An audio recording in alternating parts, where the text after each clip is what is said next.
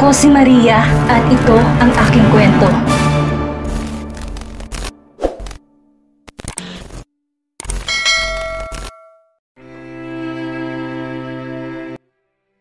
Lucy POV. Sorry kung hindi ko napanindigan ang pangako ko sa'yo na iwasan ko ni siya. Nagkataon lang talaga na nagkasunod-sunod ng problema ko at kailangan ko ang tulong ni Aldrin. Sagot ko sa kanya. Sa totoo lang, unti-unti na akong nawawalan ng pag-asa. Anong oras na hindi pa ako nakakalikom ng kahit na magkanong halaga para mailabas si nanay. Parang gusto ko nang sumuko. Parang gusto ko nang panghinaan ng loob. Magkano? Magkano kailangan mo para tigilan mo na siya at huwag na huwag ka nang makipag-usap sa kanya na kahit kailan? Tanong nito. Wala sa sariling napatitig ako sa kanya. Ano pong ibig mo sabihin? Mahina kong tanong sa kanya. Kaya kong ibigay lahat ng pangangailangan mo sa isang pitik lang, Lucy. Kailangan mo ng pera? Meron ako niyan. Kaya lang hindi ako namimigay ng libre. Lahat yun ay may kapalit. Sagot nito. Hindi ko naman maiwasan na makaramdam ng kaba. Hindi ako tanga para hindi maintindihan ang ibig niyang sabihin. Open pa rin ang proposal na inaalo ko sa iyo, Lucy. Kapag umuo ka ngayon, mailalabas mo ang nanay mo at mabibigyan mo siya ng maayos na libing. Plus, hindi ka na mamomroblema sa pera. Kayang-kaya kong ibigay sa iyo ang lahat ng pangangailangan mo. Muling wika nito. Hindi ko maiwasang maikuyom ang aking kamao. Wala na nga talagang libre sa panahon ngayon at lahat ng pabor na ibinibigay ng kapwa ay may kapalit. Maliban sa kasal, ano pang kapalit ng perang ibibigay mo sa akin? Tanong ko sa kanya, wala naman talaga akong ibang pagpipilian eh. Kung tatanggihan kong alok niya ngayon, tsak na mabubulok si nanay sa morgue, hindi ko talaga matutubos. Una, gagampanan pong isang maging mabuting asawa. Pangalawa, iiwasan mo na si Aldrin. Ayaw na ayaw ko makikita kayong dalawa na nag-uusap. Pangatlo, hindi ka pwedeng umalis tabi ko hanggat hindi ko sinasabi. Seryosong sagot nito. Hindi ko naman maiwasang mapalunok ng sarili kong laway. Kung papayag ako, tuluyan na ako matatali sa kanya. Lahat ng gusto niyang gawin sa akin ay magagawa niya at wala akong karapatan na umangal dahil parang binili niya na ako. Kaya lang may pagpipilian ba ako? Wala akong choice kung hindi ang pumayag.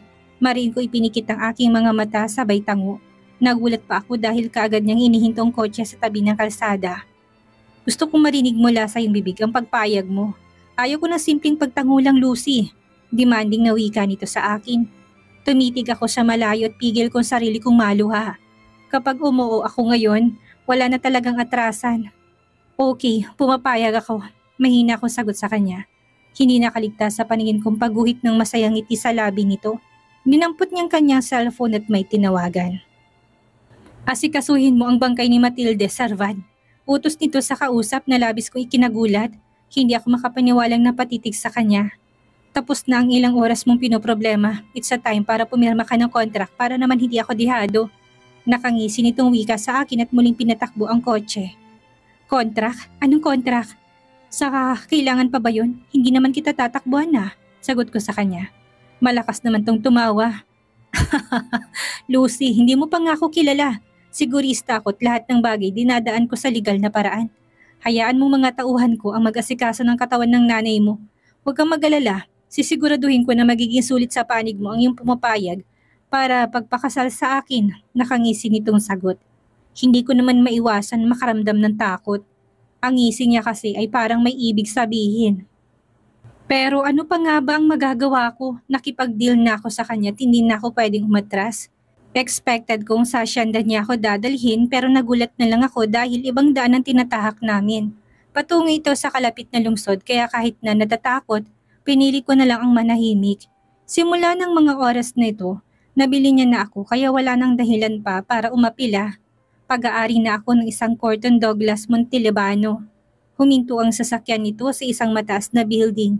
Tahimik kaming bumaba at sumakay ng elevator. Anong ginagawa natin dito? Saan tayo pupunta? Hindi ko maiwasang tanong sa kanya. Blankong ekspresyon ng mukha nito na tinitigan ako kaya kaagad akong nag-iwas ng tingin sa kanya. Pipirma ka ng kontrak at pagkatapos nito, hahayaan kitang magluksa sa pagkawala ng nanay mo. Don't worry, hihintayin ko hanggang sa makapagbabang luksa ka sa pagkawala niya at doon mo na umpisahan ang obligasyon mo sa akin bilang asawa ko. Kaswal nitong sagot sa akin. Hindi na ako sumagot pa hanggang sa makalabas kami ng elevator at pumasok sa isang silid. Bumungad sa akin ang isang medyo may edad na lalaki. Kagad itong tumayo nang mapansin itong pagpasok namin ni Senyorito Corton at nakipagkamay. Pinaupo din kami nito sa isang mahabang sofa bago bumalik sa kanyang table at may ilang pirasong papel na dinampot at muling bumalik sa amin. Nakaredy na ang mga papeles na pinagawa niyo, boss. Pirma na lang ang kailangan at magiging legal ng lahat. Nakangiti nitong wika at isa-isang nilapag ang mga papeles sa harapan namin. Hindi ko naman maiwasang mapalunok ng aking laway. Eto na yon, wala na talagang atrasan. Salamat, attorney. Maasahan talaga kita sa mga ganitong klaseng usapin. Seryosong sagot ni Senyorito Corton dito. Pagkatapos ako naman ang kanyang hinarap. Well, ano pang hinihintay mo, Lucy? Basahin mo na't kung may gusto kang ipabago. Sabihin mo na kagad. Narinig kong wika ni Senyorito Corton. Dumampot ako ng isa at binasa. Dahil wala ako sa mood, muli kong inilapag yun at tinitigan si Senyorito Corton. Saan ako pipirma? Seryoso kong tanong sa kanya. Tinitigan na muna ako nito bago niya inabot sa akin ang isang ballpen. Muling lumapit si attorney at lahat ng tinuro niya na pinirmahan ko daw. Kagad ko namang ginawa, wala namang mababago pa kung babasahin ko yung pinagpirmahan nila sa akin. Ipinanganak akong duka at wala namang mawawala sa akin. Hindi ko na pinagkabalahan pang basahin ng mga papeles na pinirmahan ko. Para sa akin, ayos na din naman. Kung ano man ang nakasaad sa papel na yon, wala rin naman akong magagawa. Kailangan ko ng pera kaya wala din naman ako sa lugar para magreklamo. Congratulations! Ipaparehistro ko kagad tong marriage certificate nyo sa City Hall para maging legal na ang pagsasama nyo. Nakangiting wika ni attorney habang nilalaging tong sa envelope ang mga papeles na pinirmahan ko. Wala sa sariling napatingin ako kay Senyorito Corton. Binigyan kita ng chance na basahin ang mga papeles na yon bago mo pirmahan pero hindi mo ginawa. You sign it already at wala nang bawian pa. Sagot nito. Marriage certificate? Yun ba yung pinirmahan ko kanina? Nagtataka kong tanong sa kanya. Yes, isa sa mga pinirmahan mo kanina ay ang marriage certificate nating dalawa at marriage agreement na gusto kong sundin mo habang nagsasama tayo. Don't worry, kapag alam kong hindi naman tayo compatible, kusa din naman kitang bibitawan at sisiguraduhin kong hindi ka dehado. Sagot nito sa akin. Wala sa sariling napatango ako kasabay ng pagkuyom ng kamao ko. Wala na talagang atrasan, pumirma na ako ng agreement at hindi na ako makakawala sa kanya. Parang gusto ko tuloy pagsisihan ng pagiging padalos-dalos ko. Gayon pa man wala naman akong choice eh. Ayaw ko na rin magtanong dahil gulong-gulo na rin naman ako. Sobrang hirap ng ganito para ako nakasandal sa isang taong wala namang pakialam sa akin. Sa isang tao na may ibang agenda din kaya pinag-aksayahan niya ako ng oras at pera ngayon. Pagkatapos ng pirmahan, may iba pang pinag-usapan sila Senyorito Corton at ang lawyer. Natsiga naman ako naghintay hanggang sa nagyaya na itong umalis. Tahimik kami buong biyahe. Wala akong balak na kausapin to. Ayaw ko na rin kasi talagang dagdagan pa ang bigat na nararamdaman ko ngayon. Saka na lang siguro kami mag-uusap kapag naiayos na talaga ang bangkay ni nanay. Nagtaka pa ako dahil sa isang chapel kami dumiretso. Naunang bumaba ng kotse sa Senyorito Corton at pinagbuksan niya ako ng pintuan. Para akong lutang na kaagad na bumaba at nagtatakang napatitig sa kanya. Nasa loob ang bangkay ng nanay mo.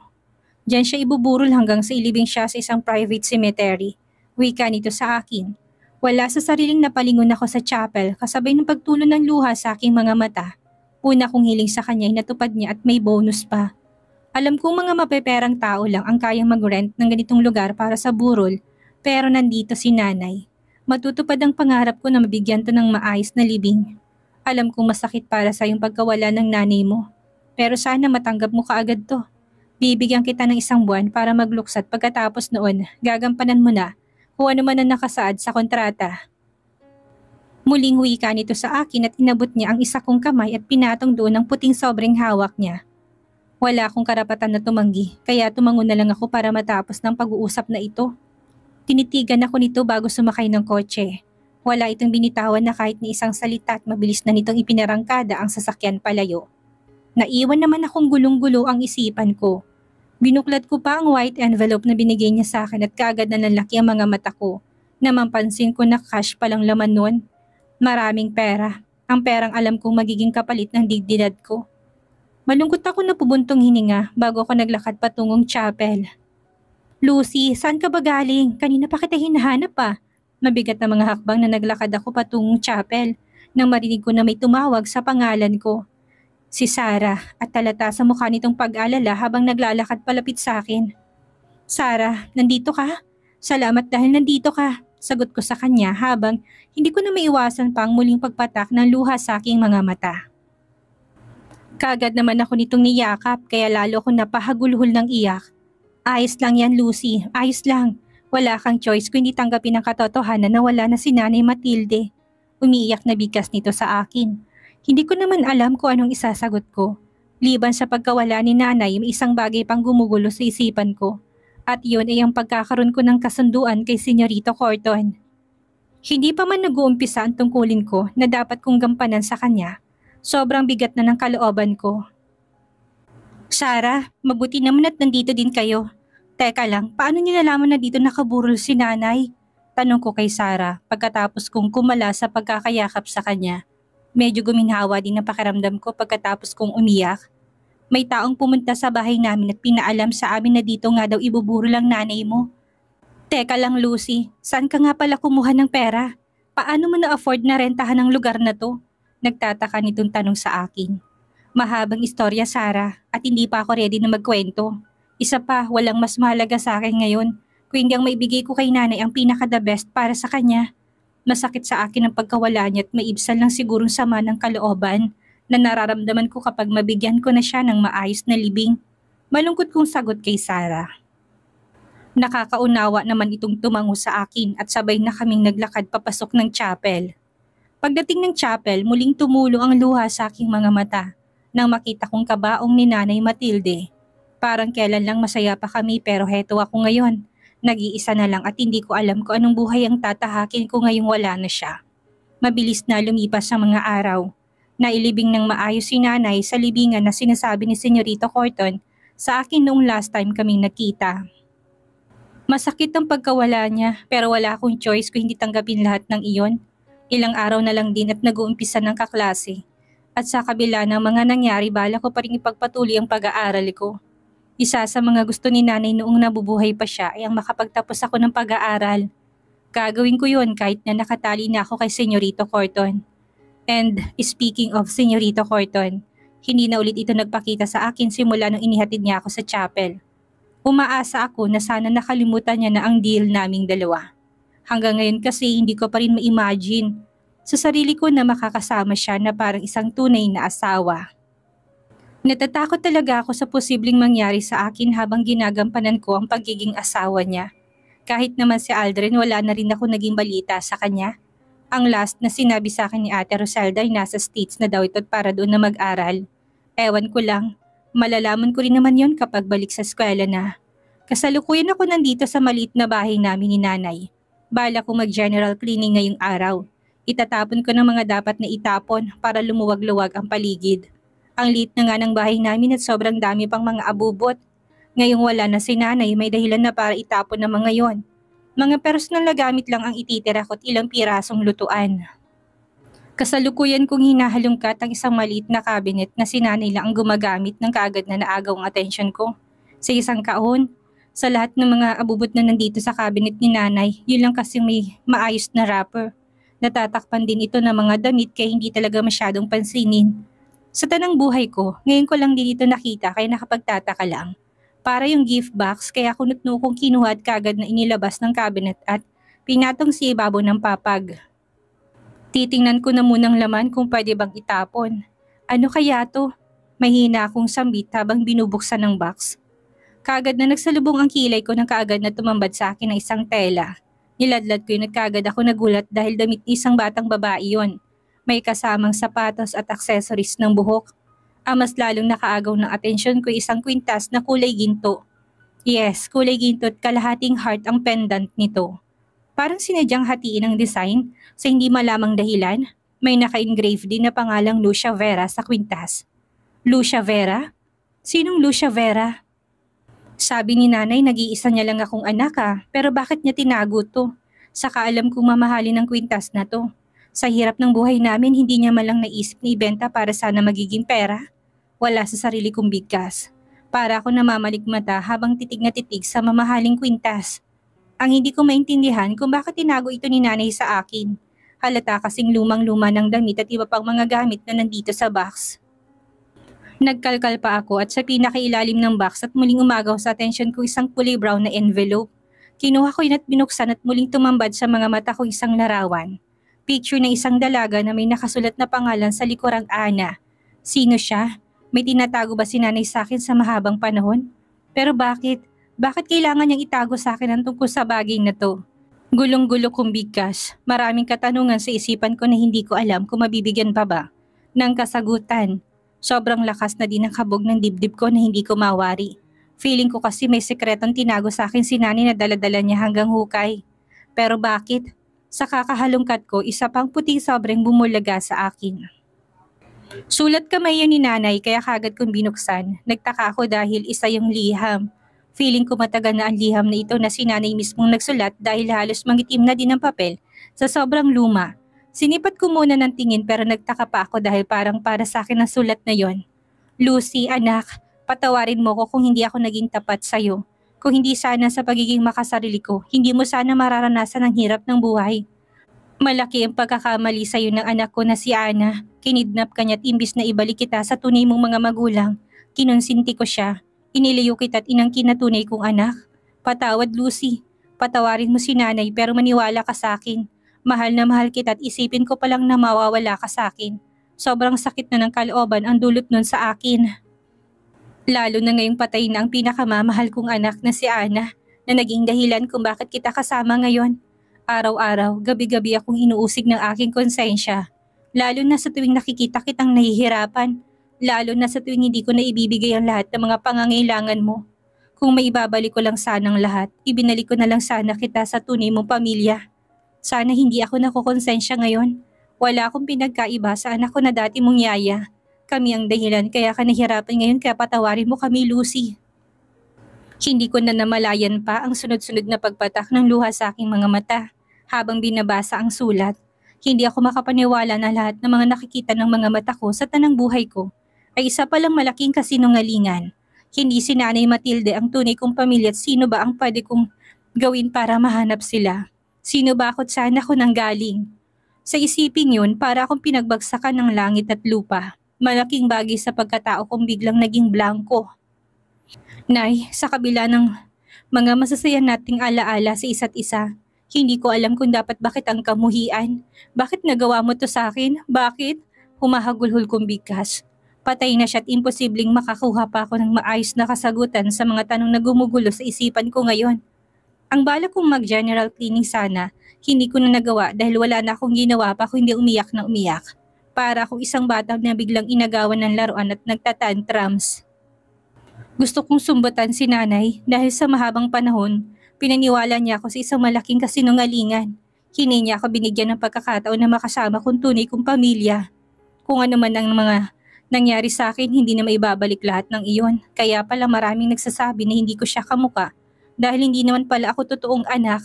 Hindi totoong magkadugo kami. Hindi ko na alam ang gagawin ko. Patay na siya at hindi ko na rin alam kung saan at paano mag-uumpisa. Para mahanap ang tunay kong pamilya. Hindi ko din alam kung hinahanap din ba nila ako. Wala akong idea kung sino sila at kahit na pangalan nila, hindi ko din alam. Kahit na anong kalkal ko ng box na yon, wala na.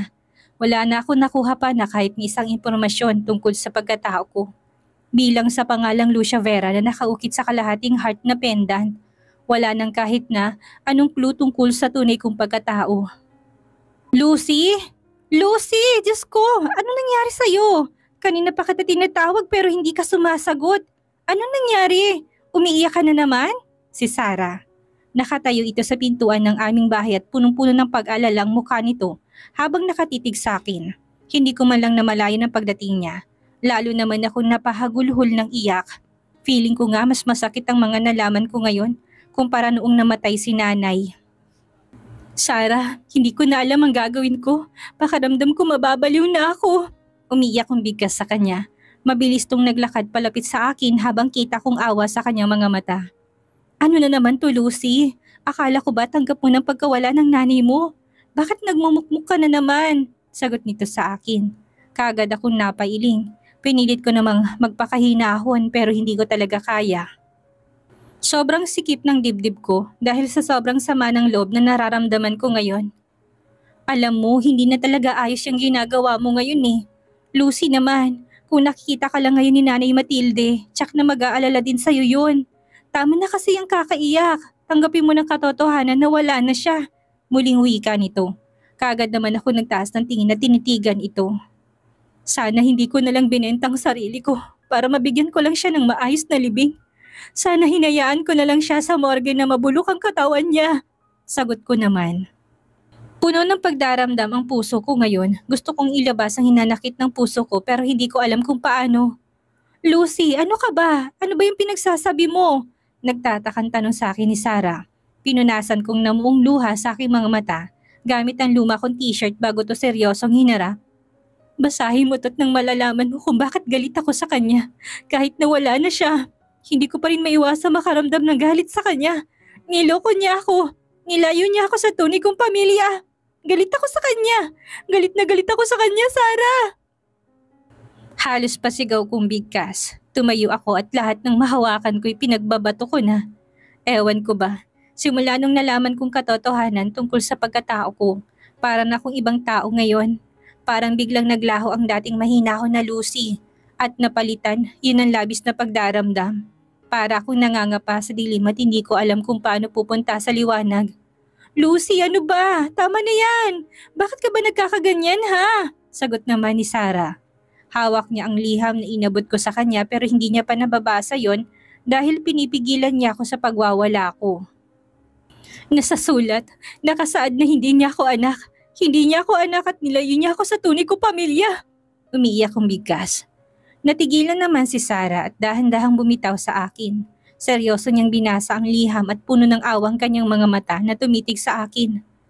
Alam mo bang nang dahil kay nanay, nagawa kong ibenta ang sarili ko para lang mabigyan siya ng maayos na libing? Hindi ko naman alam na simula umpisa, niloloko niya lang pala ako. Hindi ako alam ang pinaikot niya lang pala ako at pinaniwala sa isang kasinungalingan. Umiiyak kong bigkas kay Sarah. Pinitawan itong hawak na liham at tinawakan ako sa dalawa kong kamay. Ano ang ibig mong sabihin, Lucy? Magsabi ka nga sa akin? Saan mo kinuha ang perang panambayad mo sa ospital at pampalibing sa nanay mo? Tanong nito. Kumurap-kurap muna ako na makilang ulit bago ko ito sinagot. Kay Senyorito Corten Montalbano. Binigyan niya lang ako ng 1 buwan na palugit at maniningil na siya. Malungkot kong sagot sa kanya. Kitang-kita ko ang pagkagulat sa mga mata ni Sarah dahil sa sinabi ko. Useless talaga ang pakikipagsundo ko sa lalaking yon. Lalo ko lang palang sisirain ang sarili ko sa isang taong matagal na palang minamanipulit ang buhay ko. Sa isang taong puro pala kasinungalingan ang tinatak sa utak ko. Ano? Lucy naman! Bakit mo nagawa ang bagay na yon? Hindi mo ba alam kung anong consequences ang mangyayari sa'yo sa ginawa mong pakikipag-usap sa taong yon? Tanggap ko kung kay Alden ka nakipagkasundo pero bakit sa half-brother niya pa? Masama ang reputasyon noon sa lugar natin at lahat ng babaeng dumaan sa buhay niya pinaglalaruan niya lang. Pinapaikot sa kanyang palad at kapag sawa na siya, basta niya nilang tinatapon na parang basahan. Nag-aalala lang, wika ni Sarah, kagad naman ako napailing. May magagawa ba ako? Mahal ko si nanay at wala akong ibang hangad noon pa kung hindi ang ibigay sa kanya kung anong pinaka-the best para sa kanya. Pero ang sakit lang.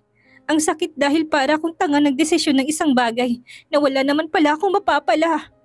Puno ng pait sa boses ko habang sinasabi ang katagang yon. Kung may rewind lang sana, hindi talaga ako gagawa ng desisyon ikakapahamak ko. Kaya lang tapos na. Pumirma na ako sa kasunduan at anumang oras. Darating si Senyorito Corton para maningil. Ano ang mangyayari ngayong alam na ni Lucia na hindi siya tunay na anak ni Matilde? Magawa kaya niyang mahanap ang kanyang pamilya? At anong buhay ang naghihintay sa kanya ngayon na pag-aari na siya ni Corton? Yan ang ating aalamin sa susunod nating kabanata.